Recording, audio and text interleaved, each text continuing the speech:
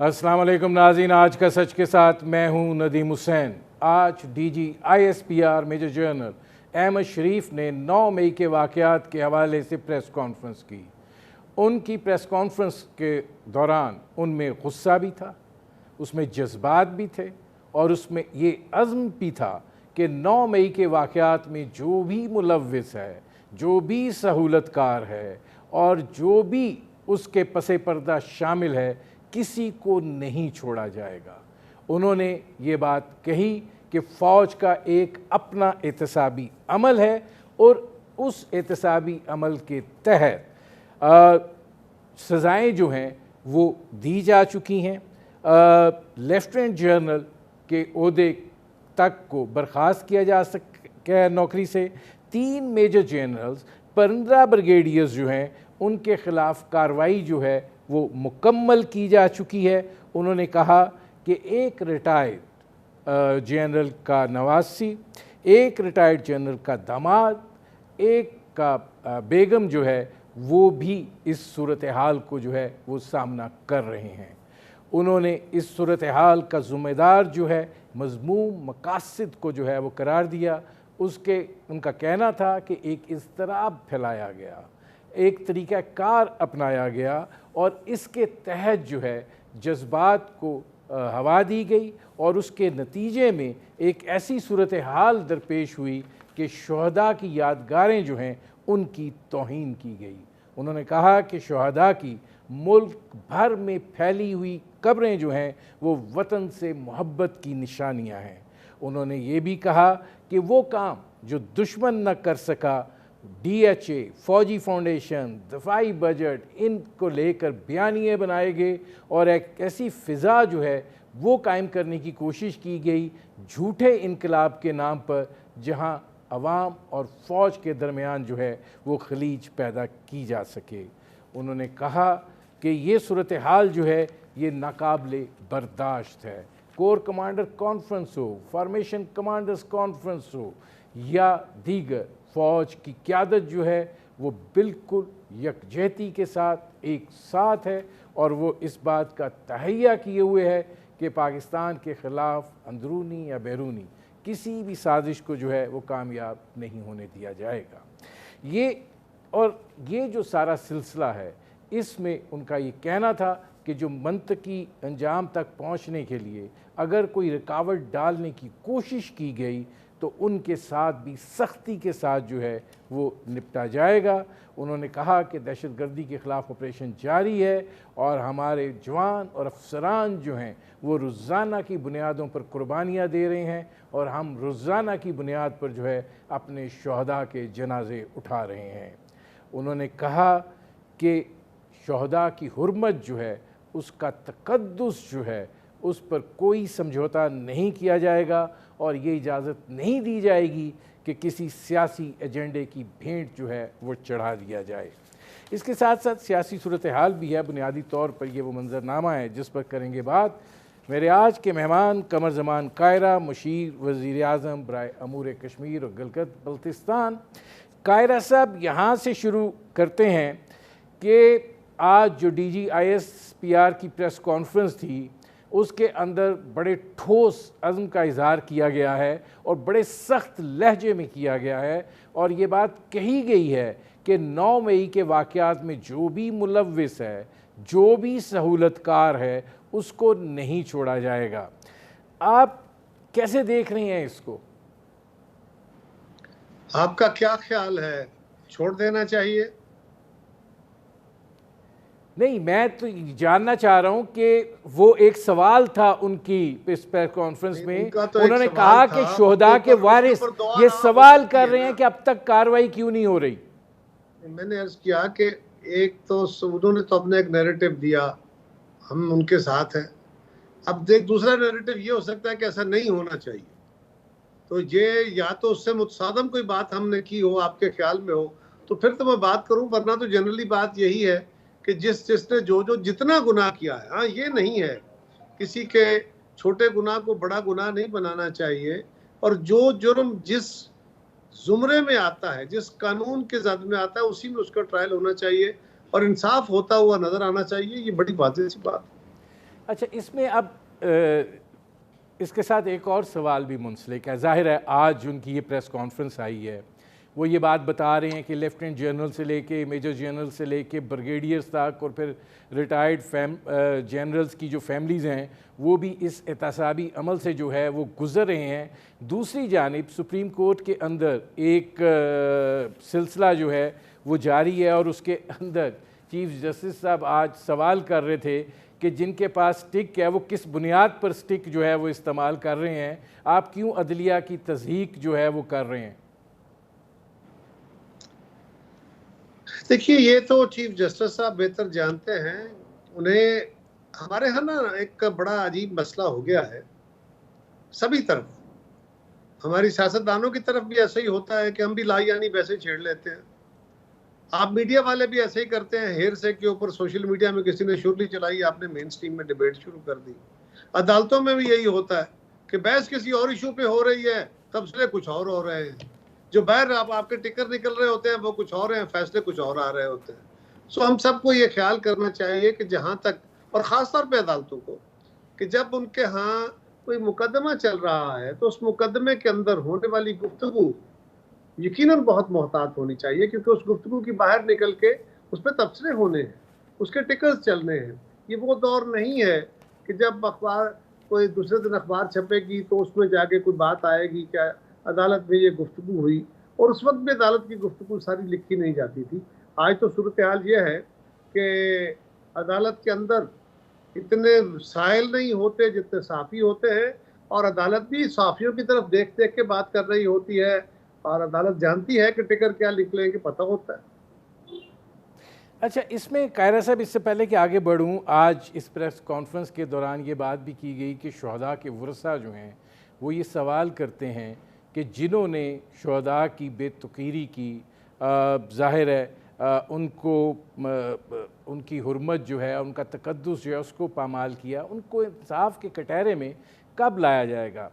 देखिए, इस सारी सूरत हाल में ये बात भी कही गई आज कि बयानिया बनाया गया, इस तरह पैदा किया गया, एक सोच जो है उसको डेवलप किया गया, फिर उस सोच को फैलाने का फरीज़ा जो है वो सौंपा गया।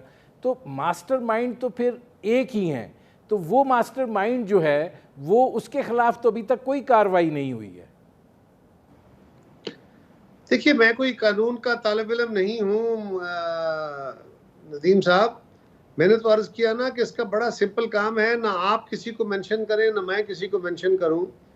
जिन जिन के खिलाफ FIRs हुई हैं या सबूत मिले हैं, ये कानून नाफज करने वाले इदारों का काम है और अदालतों का काम है और इन्वेस्टिगेशंस का काम है कि वो उनको बुलाएंगे, चेक करेंगे।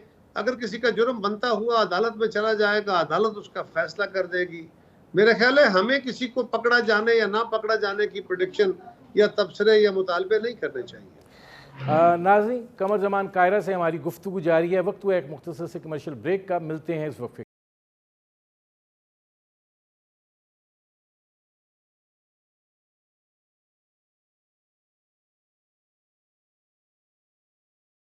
Welcome back. कायरा साहब, मैंने ये सवाल इसलिए किया था कि माजी में हम बड़ी फौरी गिरफ्तारियां होती देखते रहे हैं, लेकिन आप लोग ख़ुद भी इस अमर का इजहार करते रहे हैं कि कोई तो सहूलतकारी है। कभी अदालती सहूलतकारी का नाम दिया गया, फिर अदालतों को भी मुख्तलिफ नाम जो हैं इस हवाले से दिए गए। एक एक दिन 9-9 और 12-12 ज़मानतों की बात होती रही। तो अगर ये सूरत हाल है और इस तरह का इज़्तिराब पाया जाता है, तो क्या वजह है कि पाकिस्तान तहरीक इंसाफ के चेयरमैन जो हैं, हुकूमत आपको हिचकिचाहट का शिकार दिखाई देती है उनकी गिरफ्तारी के हवाले से, या क्या मामला क्या है? एक सवाल ये बहुत पूछा जाता है। नदीम साहब, हुकूमत, मैं हुकूमत का तर्जुमान हूँ। हुकूमत का क्या ताल्लुक है इस बात से कि इमरान खान को पकड़ा जाना है कि नहीं पकड़ा जाना? कौन से बंदे ने प्रोसिक्यूट होना है, कौन से नहीं करना? ये को वजारत दाखिला ने करना है, वजारत खारजा ने करना है, वजीर आज़म ने करना है, किसने करना है? ये तो कानून नाफिज करने वाले इदारों का काम है, अदालतों का काम है। कानून नाफिज करने वाले इदारों ने FIR दर्ज की है और उन्होंने सबूत जो है उनके पास वो इन्वेस्टिगेशन में सामने आए हैं, वो सबूत लेके उन्होंने अदालतों में जाना है। उसके जुमरे में जो जो आएगा पकड़ा जाएगा, जिस जिस कानून के तहत उसका ट्रायल होना है हो जाएगा। Who is government, who is prime minister or the government to decide all this? हमारा तो ये काम ही नहीं है। नहीं, लेकिन ठीक है, आपका काम नहीं है। आज ISPR की प्रेस कॉन्फ्रेंस अपनी जगह के ऊपर, उन्होंने जज्बात एहसासात का जिक्र किया, वो अपनी जगह पर, लेकिन एक हुकूमती बेबसी भी तो बार बार सामने आती है ना जी, कि हम कोई सहूलतकारी है जो बचा रही है, कोई वजह है कि नहीं हो रहा। कभी वज़ीर दाखिला की प्रेस कॉन्फ्रेंस आ जाती है, कभी आप लोगों की तरफ से प्रेस कॉन्फ्रेंस आ जाती है। तो अगर ऐसा है, इतने ठोस शवाहिद मौजूद हैं, तो फिर अमर क्या माने है? देखिए, मैं तो गुजारिश कर रहा हूं कि हमारा तो ये फैसला नहीं है, ना कोई अमर माने होना चाहिए। कुछ लोग पकड़े गए हैं, उनकी इन्वेस्टिगेशन होगी। कोई उतावलेपन में, जल्दी में आप गलत फैसले न करें। कानून का मंशा भी यही होता है। वो कहते हैं कि 10-15 गुनाहगार अगर बचते हैं तो बच जाए, एक भी बेगुनाह को सजा नहीं मिलनी चाहिए। ये कानून का मंशा कुछ इस तरह है ना। तो इसकी बड़ी जांच परख करके, लोगों के गुनाह देख के, जितना किसी का गुनाह है उतनी उसको सजा मिलनी चाहिए। इसमें कायरा साहब, आप क्या समझते हैं कि अगर अदालती फ़ैसला, मतलब फिर आप कहेंगे ये हिपोथेटिकल क्वेश्चन है, अगर अदालती फ़ैसला जो है, ज़ाहिर है कि कल उन्होंने कहा है कि कल कुछ ना कुछ उसमें से भी निकल आएगा, अगर ऐसी सूरत हाल दरपेश होती है जहाँ पे कोई रुकावट हायल हो जाती है, तो फिर ये मामलात जो हैं, क्या रियासती इदारों के दरमियान टकराव की तरफ जाएंगे? अदालतों के अंदर जितने मामला पिछले दिनों या पिछले कुछ अरसे से गए हैं, मेजोरिटी में हालात खराबी की तरफ गए, उससे ठहराव या बेहतरी का अमल शुरू नहीं हुआ। ये अनफॉर्चुनेट है। अब देखिए, इससे ज्यादा कुछ कहा नहीं जा सकता इस वक्त। फैसला आने दें, फिर इस पे बात करेंगे।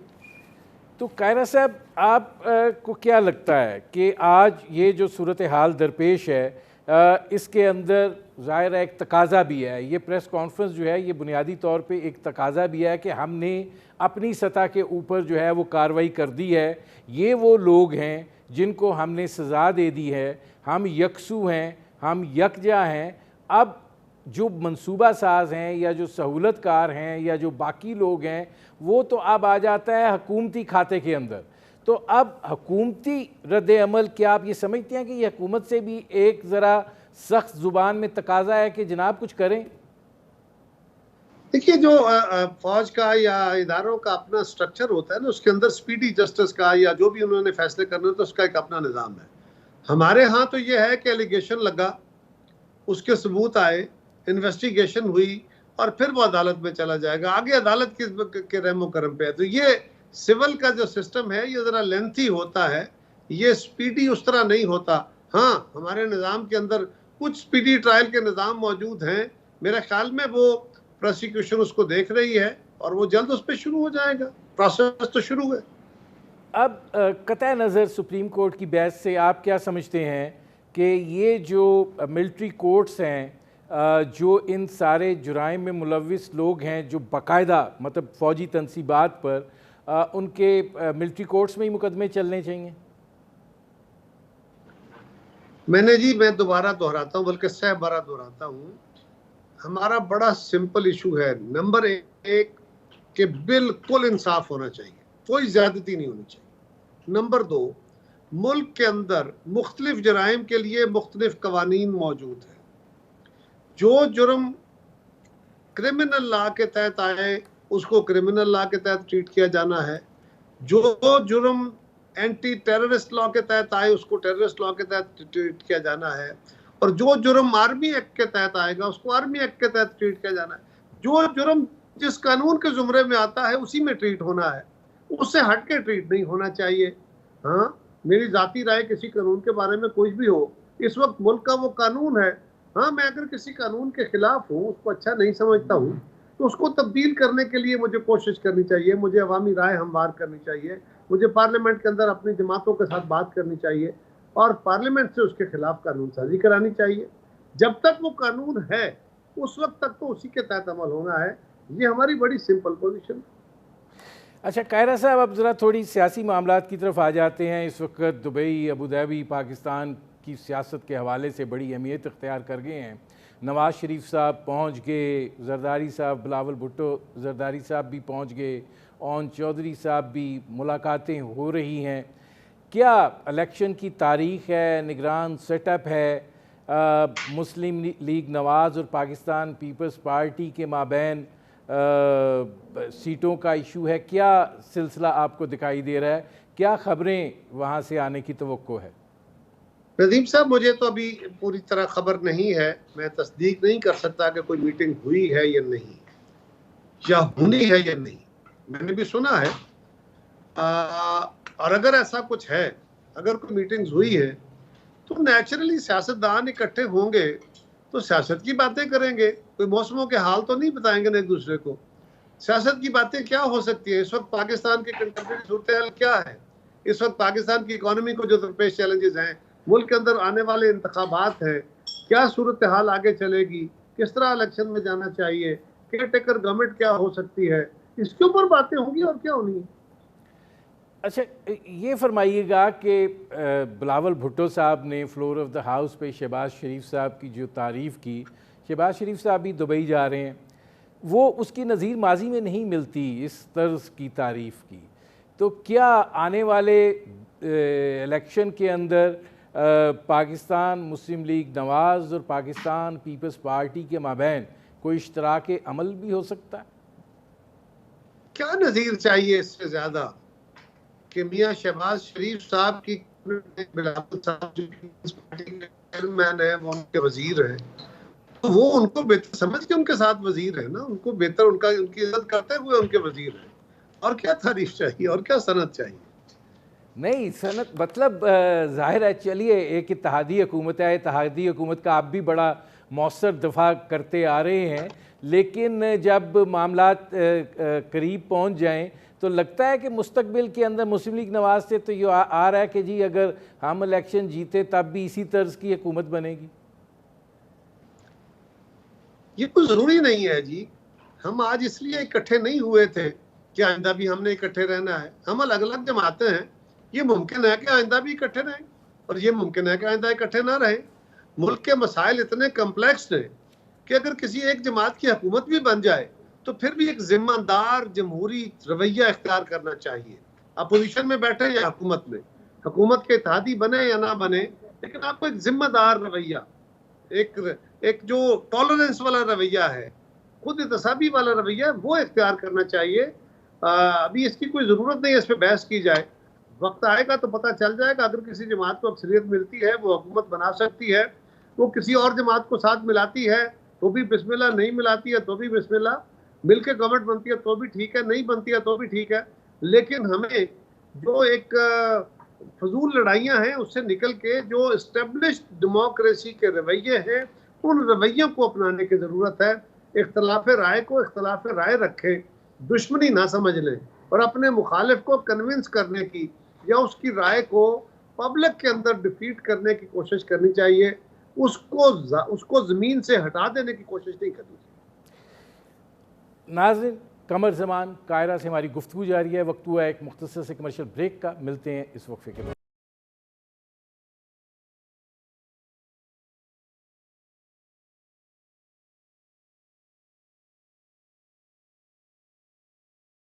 Welcome back.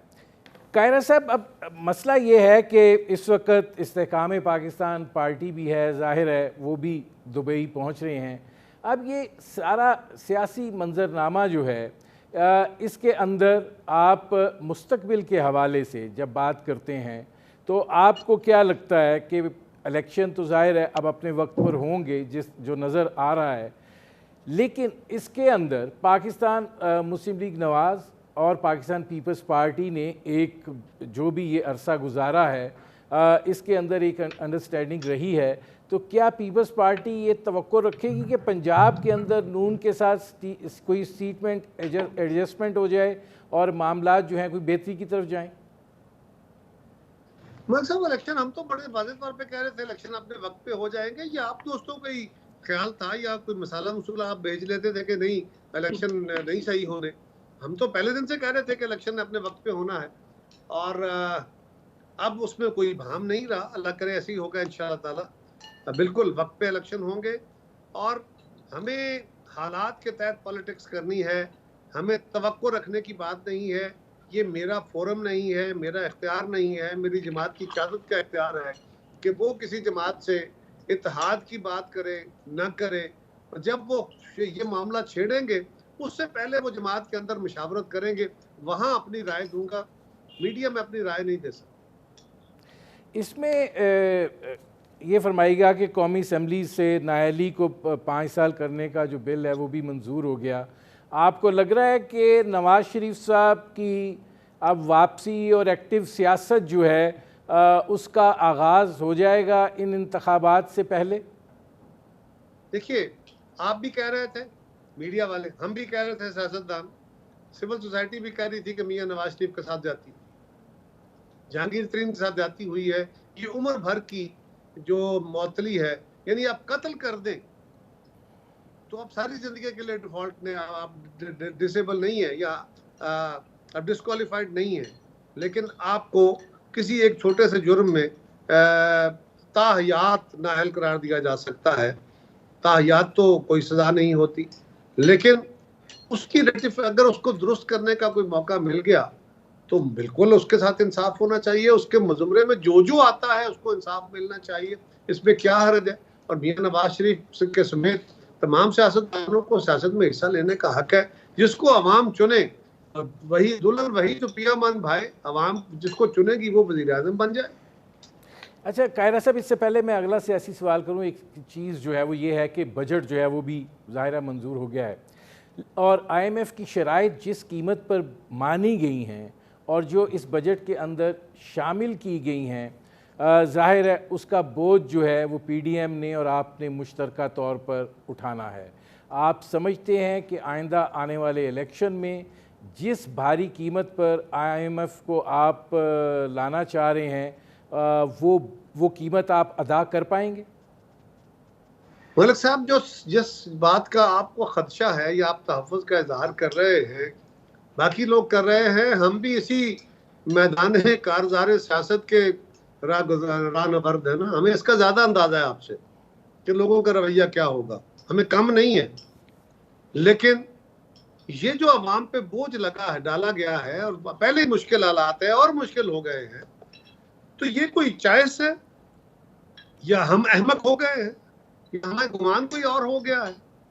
हम सारी चीज़ों को पूरी तरह समझते हुए कि इससे अवाम की ज़िंदगी में मुश्किलात बढ़ेंगी और अवाम हमसे नाराज़ होंगे, हम अवाम को इलेक्शन में राज़ी करने की कोशिश करेंगे, हक़ाइक़ बताएंगे।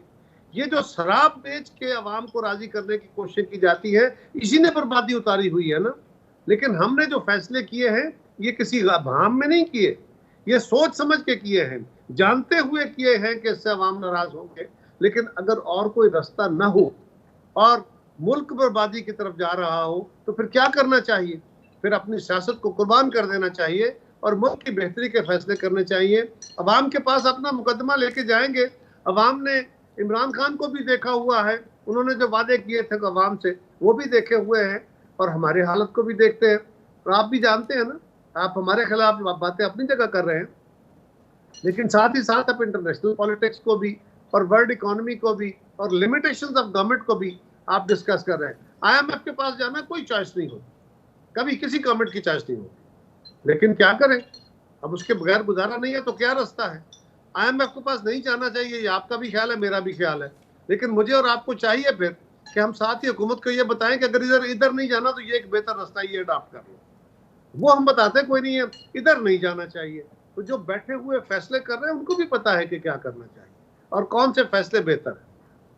अच्छा कायरा साहब, एक और कमेंट आपसे बड़ा ज़रूरी चाहिए और ज़ाहिर है आप चूँकि अमूर कश्मीर के वज़ीर भी हैं, जो बाइडन और नरेंद्र मोदी की मुलाकात के बाद मुश्तरका एलामिया सामने आया जिसमें पाकिस्तान को दहशत गर्दी का मुर्तकब करार दिया और कार्रवाई का तकाजा किया गया, मतलब इस एलामिया के ऊपर आपका क्या तबसरा है?